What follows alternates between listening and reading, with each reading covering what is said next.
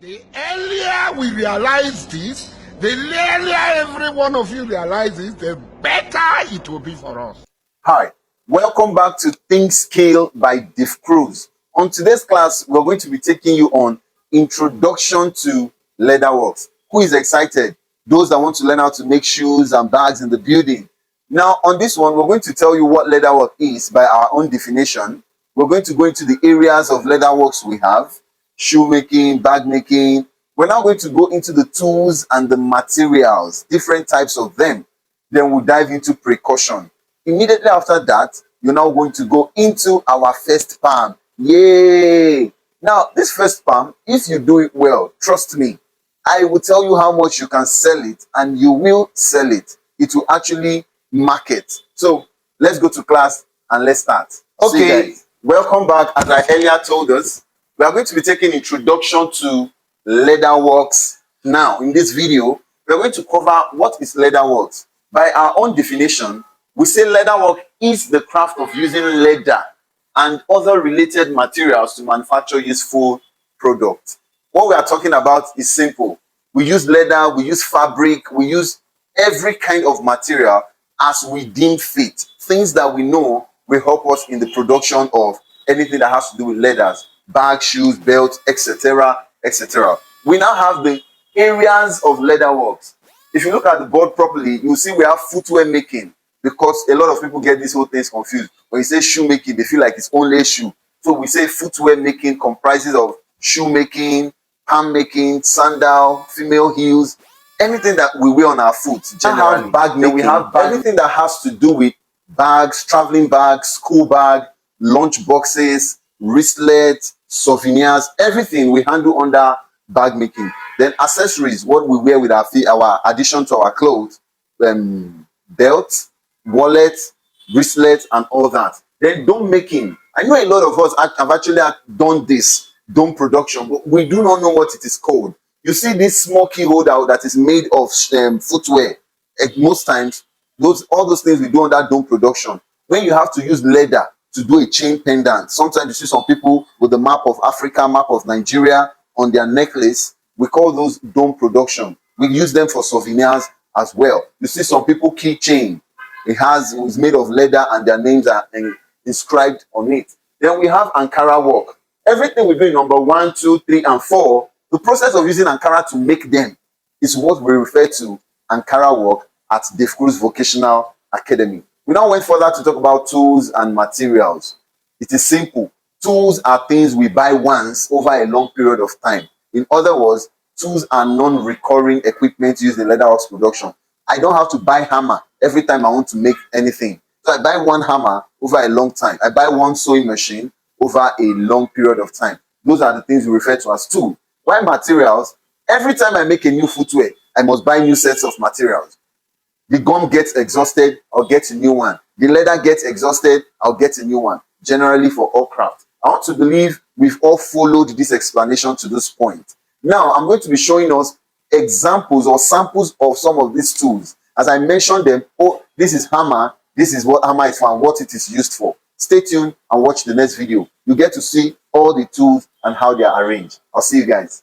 Okay, guys, I told us we're going to talk about the tools and the materials, and I've listed most of the tools out. Remember, we're trying to take you guys from novice to being at least beginner before we go to intermediate, before we go to professional. So now for beginning, we have hammer. Now, another interesting thing about shoemaking is the fact that a lot of the tools we use are very common things that some of us already have, or we already use them in our homes. We have hammer. Hammer looks something like this. And we use hammer for hitting nails, ramming shoes properly, and making sure things are in place. We have cutter. Now, cutter is also called utility knife or tensile knife. If this is what cutter looks like. So this is cutter. This is also cutter. So it's called utility knife or tensile knife. But most common, if you go to shops where they sell products, shoemaking materials, when you ask for cutter, they'll get to understand you more instead of saying utility knife. Now we have sewing machine, we have stamping machine. Sewing machine in leatherworks, generally we used to join parts, either leather, shoe, bags, whichever one. Then the stamping machine, it's called hot foil stamping machine. it is used for imprinting your name on your product. For instance, most times you see on brands like Dave Cruz brand, maybe our footwear or our bags, etc., you see the name engraved or printed on a part of the product. What we use is the hot foil stamping machine. Then we use knife too in shoemaking. We use flat plier. Plier can be found almost in every home.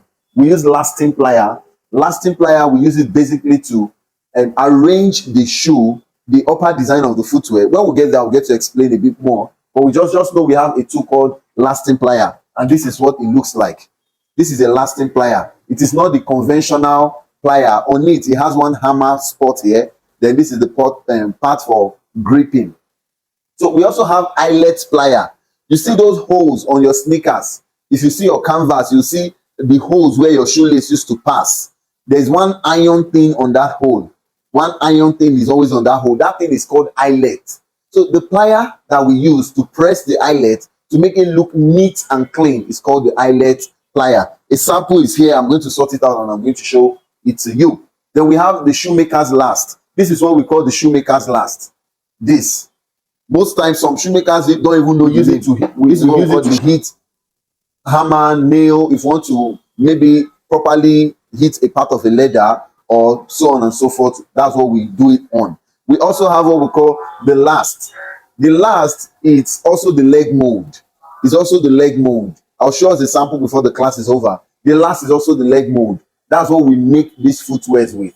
So last come in different sizes and different shapes. So you have the category of classification for last.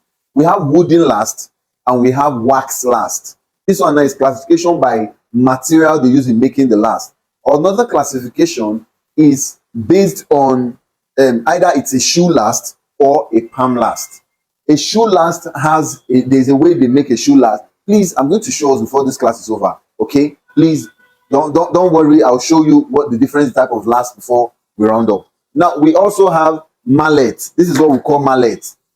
You can find it in a lot of places. Other skill use this as well. Interlocking use this. Those that fix tiles use this. But in shoemaking, we call it, and bag making, we use rubber mallet. You have wooden mallet, you have plastic mallet. But for the purpose of leather works, we use rubber mallet. We also have scissors. Then the normal conventional scissors, either something like this or the other type tailors use. But for shoemaking, most times I recommend this because it's always stronger. Then we also have zigzag scissors. These scissors, when you cut with it, what you get is a zigzag shape of. Are we all following up until now? Please, if you know you've been following, you can leave a comment under the video. If you have any question or you have confusion about some of these tools I'm showing you, you can leave a comment under this video. Trust me, I'm going to respond to the comments and I'm going to throw more light on it in the next video. Now, we also have punch board. This is what punch board looks like. Now, this is punch board. They come in different sizes. There are bigger ones and there are smaller ones. This is like second to the smallest, and there's half of this. Now, what do we use punch board for? Normal, we don't encourage you to use your single punch on the ground or on top of a table or whatsoever. So punch board is what we use it for. We use it on top. So punch board is like wax. So you have your material or your leather on the punch board, then you keep the punch on it, then you use hammer on it. That's what punch board is used for. We also have the pressing button machine. This is it. Now, the pressing button machine is also used for eyelet, but mostly for some kinds of footwears and for bag making. So this is the pressing button machine, normal. Then what you have here, we call it dice. So they come in different sizes, different type, and for different purpose as well. Also, we have the metallic rule, that's like ruler. We have gum brush. There's no way you are making footwear without gum brush. We also have the tape rule. We use the tape rule. Then you have haul. This is what we call haul. Some of us will tell you that aboki needle, they call it haul, H-A-W-L, haul, or hand stitching pin is what we use for hand stitching and pulling it out and all that. Then we have the filing machine. Now, when we are done making some kinds of footwear, we have a machine called filing machine. We used to roughen surfaces and also smoothen surfaces. In leatherworks, any surface that is smooth and you want to apply gum, oftentimes gum does not hold. So what we do is we roughen the surface using the filing machine. And there are some kinds of palm we'll make. at this point, I want to believe I have taken you from being a novice to a reasonable extent in leatherworks, area of shoemaking and bag making. These are the tools we have talked about. Now we are quickly going to dive into the materials. I'm going to show you some samples of materials and I'm going to teach you about the materials we use. After that, precautions and straight, we are going into our first palm. Watch out for the next video. So I'm going to show you materials and also we're now going to the two and precautions, the shoemaking proper. I'll see you guys.